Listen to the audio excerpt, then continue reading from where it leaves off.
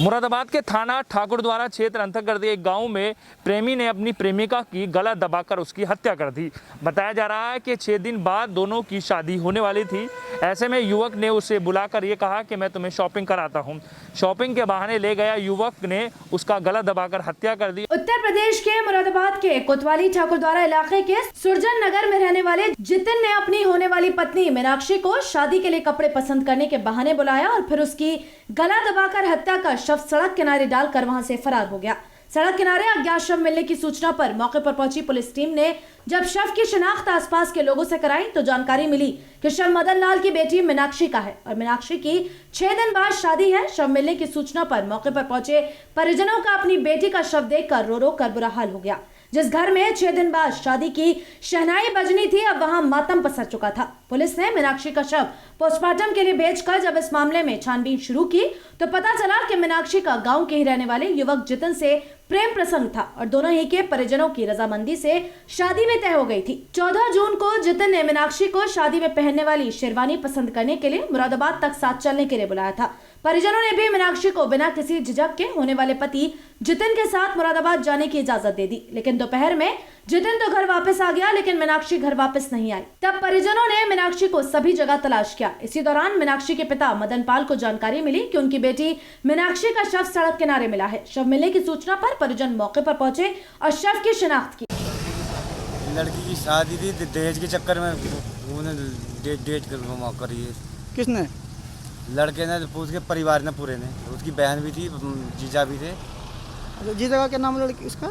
साहब मुझे जानकारी नहीं है। मैं लगन देकर आया था अभी 6 तारीख को। लगन किस टाइम लग गए थे? 6 तारीख को।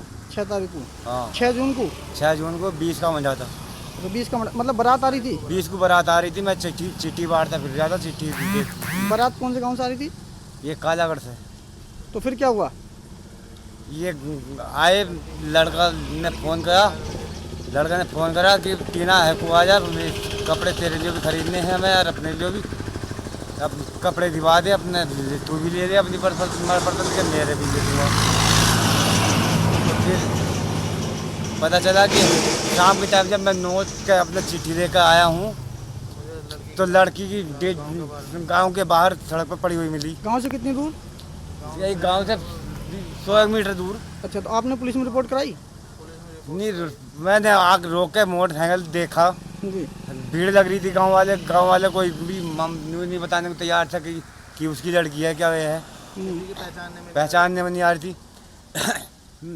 मैं गाड़ी पे से उतरा तो जब मैंने देखा तो मैंने पहचान गई कि लड़की मेरी है। ये तो मीनाक्षी के परिजनों का आरोप है कि उनकी बेटी मीनाक्षी की हत्या जितिन ने ही की है। जितिन दहेज की ज्यादा मांग कर रहा था लेकिन मीनाक्षी उसे अपने प्रेम संबंधों का हवाला देकर मना कर रही थी, लेकिन जितिन कम दहेज पर शादी करने के लिए राजी नहीं था। परिजनों का आरोप है कि बाजार ले जाने के बहाने जितिन ने मीनाक्षी का गला घोंचकर उसकी हत्या कर दी और शव फेंक कर फरार हो गया।